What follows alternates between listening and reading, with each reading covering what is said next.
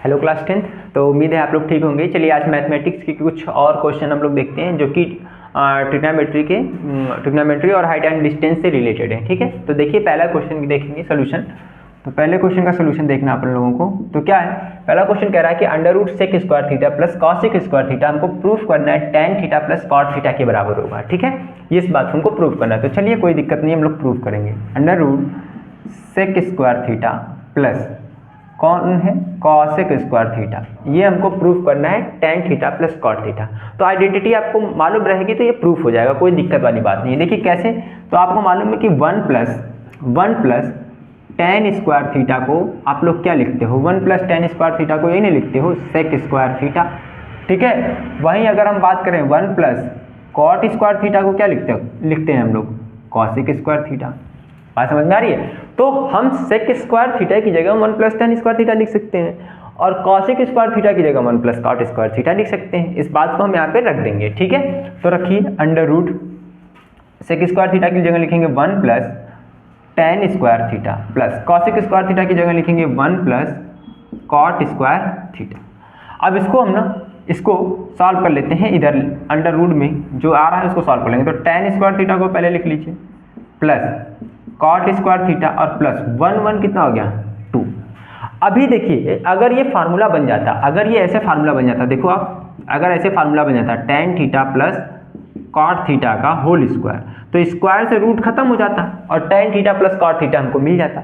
लेकिन देखिए फार्मूला नहीं बन रहा है, हमको तो ये मिल रहा है tan square theta plus cot square theta plus 2 मिल रहा है। और जबकि हमको चाहिए क्या, टोटल पे स्क्वायर चाहिए, ताकि स्क्वायर से स्क्वायर रूट क्या हो जाए, कैंसिल हो जाए। तो इसको हम बना सकते हैं स्क्वायर। कैसे बना सकते हैं जरा देखिए, ऐसे बना सकते हैं कि अगर हम इसको रहने दें tan square theta plus cot square theta plus ये कैसे फार्मूला आएगा, ये वाला फार्मूला कैसे मिलेगा, ऐसे ही मिलेगा tan square theta plus cot square theta plus 2 tan theta into cot theta. अगर होता A square plus B square plus 2ab होता, तभी ना हम इसको लिख पाते tan theta plus cot theta का स्क्वायर, तभी हम इसको लिख पाते। लेकिन यहाँ पे तो 2 है, टेन थीटा कॉट थीटा है नहीं, तो कोई दिक्कत नहीं है यार।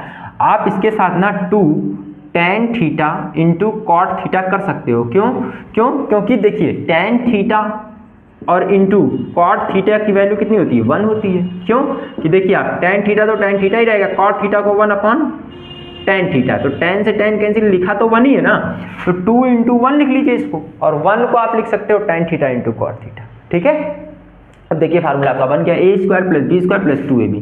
तो आप इसको लिख सकते हो ए प्लस बी का होल स्क्वायर, और स्क्वायर से रूट कैंसिल हो जाएगा, आपको मिल जाएगा क्या, tan theta plus cot theta.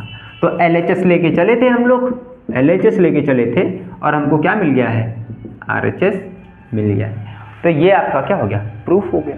ठीक, अब दूसरा क्वेश्चन देखते हैं। दूसरा क्वेश्चन क्या है, दूसरे क्वेश्चन में under root 1 minus sine theta, ये लिखा हुआ है under root 1 minus sine theta bracket क्या है, ब्रैकेट के अंदर रूट के अंदर 1 माइनस साइन थीटा अपॉन में 1 प्लस साइन थीटा, ये sec theta minus tan theta proof करना है। तो देखिए जब इस तरीके के आपको क्वेश्चन दिखाई पड़े जो रूट में हो 1 माइनस साइन थीटा या 1 plus sign 1 minus cos theta ऐसे करके हो ना, तो सबसे पहले आप ना उसका रूट को खत्म करने की कोशिश करेंगे। और उसके रूट को खत्म करने के लिए ना ये ये फ्रैक्शनल नंबर दिख रहे हैं 1 माइनस साइन थीटा नीचे न्यूमरेटर में है, हम इसको रेशनलाइज कर देंगे। रेशनलाइज करने से फायदा ये होगा कि रूट खत्म होने लगेगा। ठीक है, तो चलिए रेशनलाइज करते हैं। तो LHS लेके चलते हैं। LHS क्या है, अंडर रूट है 1 माइनस साइन थीटा अपॉन में 1 प्लस साइन थीटा। और रेशनलाइज कैसे करेंगे, तो देखिए रेशनलाइज करने के लिए ये जो वैल्यू होती है डिनोमिनेटर में, इसी से मल्टीप्लाई किया जाता है, बस साइन चेंज कर दिया जाता है। तो 1 माइनस साइन थीटा से ऊपर मल्टीप्लाई और 1 माइनस साइन थीटा से नीचे मल्टीप्लाई। अब हम क्या कर लेंगे, इसमें मल्टीप्लाई कर लेंगे, रेशनलाइज कर लेंगे। रेशनलाइज करने से क्या फायदा होगा जरा देखिए, तो रेशनलाइज जैसे ही करेंगे तो ऊपर 1 minus sine theta 1 minus sine theta 2 बार है, तो आप इसको लिख सकते हो 1 माइनस साइन थीटा का स्क्वायर, क्योंकि ये 2 टाइम्स है, वही नंबर, और नीचे 1 plus sine theta 1 minus sine theta. तो फर्स्ट ब्रैकेट में a plus B, second bracket में a माइनस बी, दोनों का मल्टीप्लीकेशन क्या फार्मूला देता था, a square minus B square, यही ना। तो फर्स्ट ब्रैकेट में a प्लस बी, दूसरे सेकेंड ब्रैकेट में a माइनस बी, तो हम इसको लिख सकते हैं a square minus B square. लिख सकते हैं कि नहीं लिख सकते हैं? बिल्कुल लिख सकते हैं यार। अब एक बात बताइए, ऊपर जो वैल्यू लिखी है 1 माइनस साइन थीटा का स्क्वायर, और नीचे जो वैल्यू लिखी है वो 1 माइनस साइन स्क्वायर थीटा लिखी है, तो 1 का स्क्वायर कितना मिलेगा आपको? 1 ही मिलेगा। 1 का स्क्वायर 1, तो ऊपर वाले को ऐसे ही रहने दीजिए आप, साइन थीटा का स्क्वायर। अब स्क्वायर को ओपन नहीं करेंगे, क्यों नहीं करेंगे? रीजन है, देखो अगर आप इस स्क्वायर को ओपन कर दोगे ना तो दिक्कत होने लगेगी हमको। ये स्क्वायर इस रूट को कैंसिल कर रहा है, तो उसको स्क्वायर ही रहने दीजिए, और नीचे भी स्क्वायर बन जाएगा, वो भी रूट को कैंसिल करेगा। जरा देखिए कैसे, यहाँ पे आप इस वाले टर्म्स को लिख सकते हो 1 माइनस साइन स्क्वायर थीटा, और 1 माइनस साइन स्क्वायर थीटा क्या होता है? कॉस स्क्वायर थीटा होता है, आपको मालूम है। तो नीचे वाले नंबर को हम लोग लिख सकते हैं कॉस स्क्वायर थीटा। अब देखिए नीचे भी स्क्वायर है, ऊपर भी स्क्वायर है, सब पे रूट लगा हुआ है, तो स्क्वायर से रूट कैंसिल होगा, मतलब इसका स्क्वायर है, रूट कैंसिल हो जाएगा, तो कितना बचेगा? 1 माइनस साइन थीटा अपॉन, यहाँ पे भी स्क्वायर है, सब पे रूट लगा हुआ है, इस स्क्वायर पे भी रूट लगा हुआ है, तो ये भी स्क्वायर कैंसिल हो जाएगा, क्या बचेगा? Cos theta. इसका मतलब कि 1 माइनस साइन थीटा अपॉन में कॉस थीटा मिल गया। अब इस कॉस को ना अलग अलग लिख लीजिए, क्यों? क्योंकि ये जो कॉस थीटा है ये 1 के साथ भी है और ये साइन के साथ भी है, तो यहाँ से क्या मिलेगा? 1 अपॉन में cos theta minus sine theta upon में कॉस थीटा। तो यहाँ से क्या 1 अपॉन कॉस थीटा को आप क्या लिख सकते हो? 1 अपॉन कॉस थीटा को आप लिख सकते हो क्या? जो है 1 अपॉन कॉस थीटा को लिख सकते हैं सेक थीटा, ठीक है। 1 अपॉन कॉस थीटा को लिख सकते हैं sec theta minus tan theta, sec theta minus tan theta, ठीक है। आगे आपका आंसर यही प्रूफ करना था, sec theta minus tan theta, तो आपका LHS बराबर RHS आ गया, ठीक। अब देखिए नेक्स्ट क्वेश्चन, देखिए क्वेश्चन नंबर जो है वो है थर्ड, ठीक। थर्ड वाले क्वेश्चन को देखिए। अब थर्ड वाले क्वेश्चन में क्या है? थर्ड वाले क्वेश्चन में कह रहा है कि sine 3a equal to cos a minus 10 है, तो आपको a की वैल्यू फाइंड करनी है। अच्छा, ये जो a की वैल्यू होगी ये 90 डिग्री से कम ही होगी, क्यों? क्योंकि जो भी हम लोग पढ़ रहे हैं ना क्लास 10th में, वो 90 डिग्री से लेस देन या 90 डिग्री तक ही पढ़ रहे हैं, ठीक है। तो चलिए इस बात को, साइन 3a की वैल्यू क्या है? साइन 3a इक्वल टू दिया हुआ है कॉस a माइनस 10, तो आपको a की वैल्यू बतानी है, तो कोई दिक्कत वाली बात नहीं है, a की वैल्यू हम लोग बता लेंगे। देखिए होगा क्या कि आपको मालूम है कि साइन 90 माइनस थीटा को आप क्या लिखते हैं? कॉस थीटा, यही ना। Cos 90 minus theta sine theta, sine 90 minus theta cos theta, ठीक है।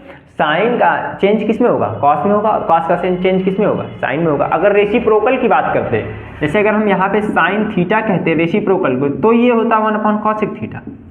तो रेसिप्रोकल में साइन का रेसिप्रोकल 1 अपॉन कॉसिक थीटा होता है, और कॉस का रेसिप्रोकल 1 अपॉन सिक थीटा होता है। लेकिन जब कन्वर्जन होता है तो साइन 90 माइनस थीटा क्या देता है? कॉस थीटा, या कॉस 90 माइनस थीटा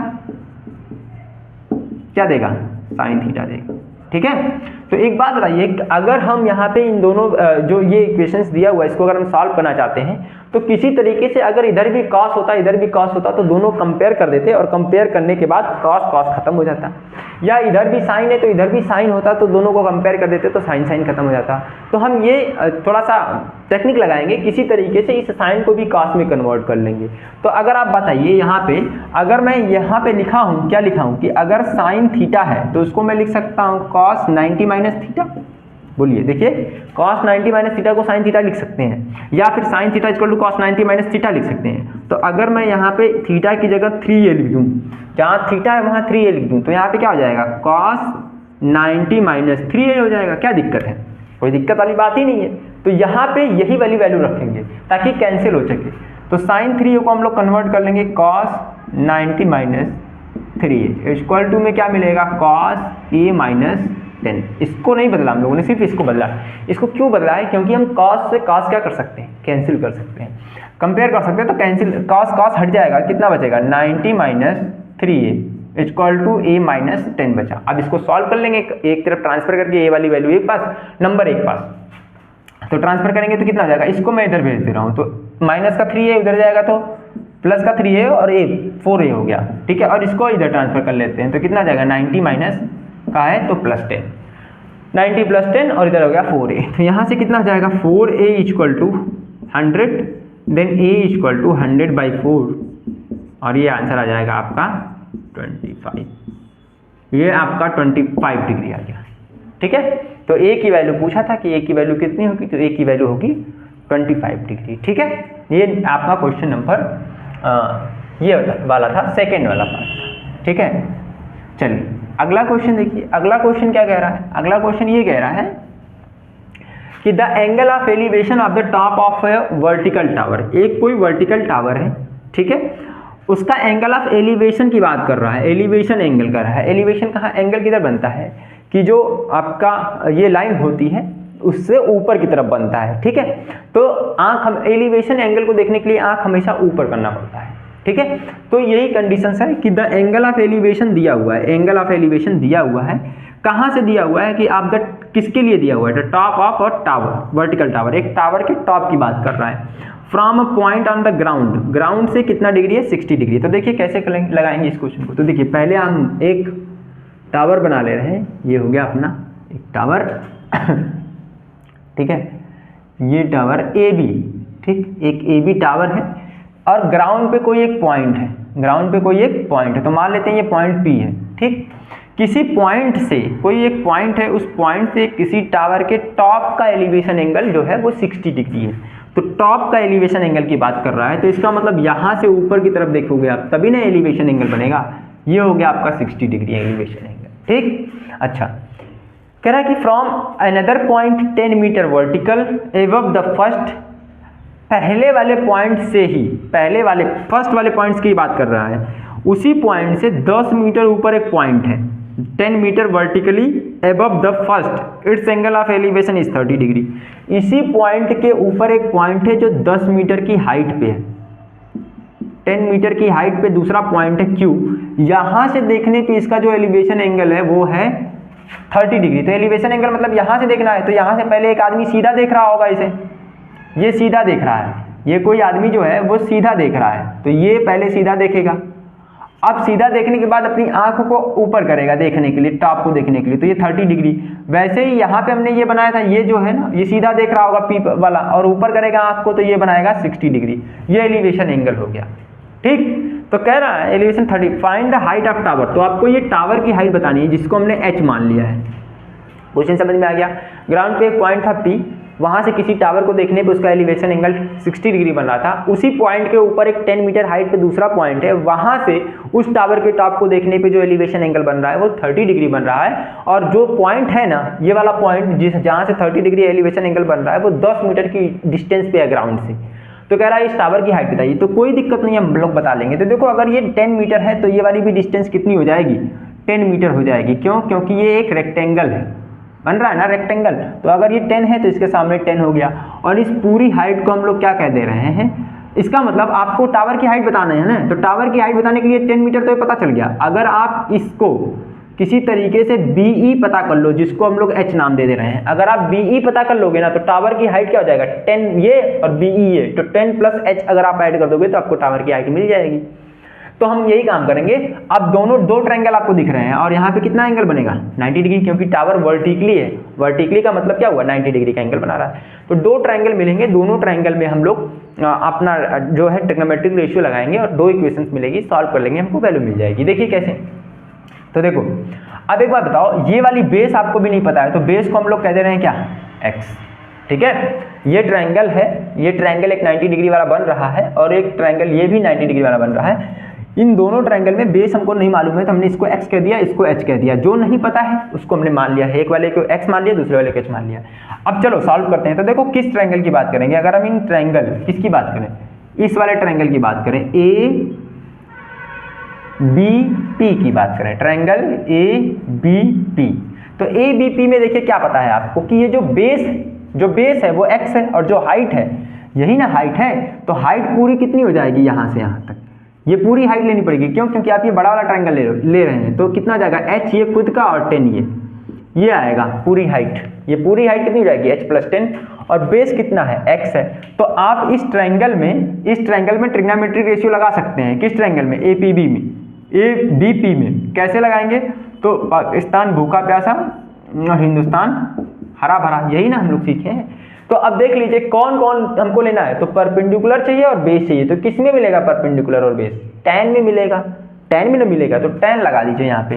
तो tan क्या 60 डिग्री, ठीक है, tan 60 डिग्री, tan थीटा की जगह 60 डिग्री रखेंगे, इक्वल टू परपेंडिकुलर, तो जो एंगल होता है ना उसी के सामने वाला साइड जो होता है परपेंडिकुलर होता है, तो यहाँ से h + 10 परपेंडिकुलर हो जाएगा, परपेंडिकुलर अपॉन बेस कितना होगा x, ठीक है।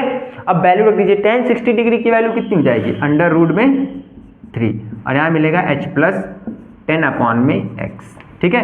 क्रॉस मल्टीप्लाई करेंगे तो आपको मिलेगा x√3 इक्वल टू h + 10, या हम इसको लिख सकते हैं h equal to x√3 plus -10, इसको इधर ट्रांसफर कर दिया -10। देखो ये हमको ये चीज़ पता है, अब जिसकी जहाँ ज़रूरत पड़ेगी वो हम लोग यूज़ कर लेंगे। हमको x की ज़रूरत नहीं है, जहाँ तक अगर हम बात करें हमको h चाहिए, तो हमको x की ज़रूरत नहीं है, तो x को रिमूव करना पड़ेगा, तो क्यों ना हम इस इक्वेशन को x में ही कन्वर्ट कर लें, ठीक है। तो x में कन्वर्ट करने के लिए x को इधर भेज दीजिए, तो x बराबर कितना हो जाएगा, h + 10 और अपॉन में √3, ठीक है, √3, ये वैल्यू हो गई आपकी, x की वैल्यू हो गई इक्वेशन नंबर फर्स्ट। क्यों? क्योंकि हम x हटाना चाहते हैं, हमको h चाहिए, तो हम x की जरूरत ही क्या है, x को रिप्लेस कर देंगे यहाँ ये जो वैल्यू है इसी के साथ, ठीक है। अब किस ट्रायंगल की बात करते हैं, इस वाले ट्रायंगल की बात करते हैं। अच्छा, ये वाले ट्रायंगल में देखो, ये बेस आपका बेस तो वही रहेगा, क्यों, क्योंकि ये x है, तो ये वाली भी डिस्टेंस कितनी हो जानी है, x ही हो जानी है, और ये आपका परपेंडिकुलर यहाँ से काम करेगा, ये BE परपेंडिकुलर, जिसको हम लोगों ने क्या माना है, h माना है। तो चलिए देखते हैं अब किस ट्रायंगल की बात करेंगे, तो इन ट्रायंगल कौन सा ट्रायंगल है, EBQ, ट्रायंगल EBQ की बात करते हैं। EBQ में क्या है कि ये वाला 90 डिग्री है, ये एंगल यहाँ से एलिवेशन एंगल बन रहा है, तो यहाँ पे क्या लगाएंगे, फिर से वही tan ही आएगा, क्योंकि परपेंडिकुलर अपॉन बेस चाहिए, तो यहाँ से कितना हो जाएगा, tan 30 degree equal to perpendicular कितना है, h अपॉन में बेस कितना है, क्योंकि ये x है तो इसके सामने भी x है, रेक्टेंगल है ना, तो ये x हो गया, और tan 30 डिग्री की वैल्यू हो जाएगी 1/√3 h अपॉन में x, ठीक है। तो यहाँ से क्रॉस मल्टीप्लाई करेंगे तो x की वैल्यू कितनी हो जाएगी, h√3, इक्वेशन नंबर 2।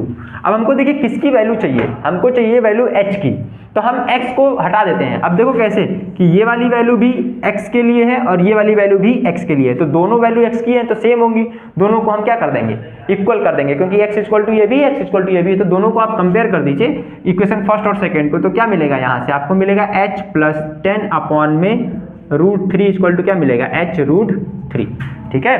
फ्रॉम कैसे, फ्रॉम 1 एंड 2, फर्स्ट और सेकंड से ये बात आप लिख पा रहे हो, फर्स्ट और सेकंड से ये वाली वैल्यू इस वाली वैल्यू को बराबर कर दे रहे हो, तो यहाँ से क्या मिलेगा, यहाँ पे नीचे 1 मान के क्रॉस मल्टीप्लाई कर लो आप, तो √3 3 हो जाएगा, और साथ में h, तो कितना मिलेगा, 3h इक्वल टू, इस वैल्यू को 1 के साथ मल्टीप्लाई करोगे यही वैल्यू मिलेगी, h + 10 ही मिलेगी। अब इसको ट्रांसफर कर लो तो कितना हो जाएगा, 3h - h equal to 10, 3h - h equal to 10, तो यहाँ से 2h इक्वल टू कितना हो जाएगा, 2h equal to 10, then h equal to 5 metre. ये h की वैल्यू आई है, देख लो ये h की वैल्यू आई है 5। हमको पूरे जो भी पिलर है ना, क्या है ये जो भी पिलर है, पोल है, ठीक है, वर्टिकल टावर है, तो टावर की पूरी लेंथ हमको चाहिए, तो ये ना h इक्वल टू आई है 5, तो पूरी लेंथ कितनी हो जाएगी, तो 10 + 5, तो जो टावर की हाइट होगी, जो AB होगी टावर की हाइट, वो कितनी हो जाएगी, h 5 है और 10 पहले से लिए हैं, तो यहाँ से कितना हो जाएगा, AB जो होगा वो कितना हो जाएगा, 15 मीटर हो जाएगा। तो ये आपका आंसर हो गया, AB 15 मीटर हो गया, ठीक है, समझ में आया। तो ठीक है क्लास, थैंक यू। अब हम लोग मिलेंगे नेक्स्ट वीडियो में नेक्स्ट क्वेश्चन के साथ।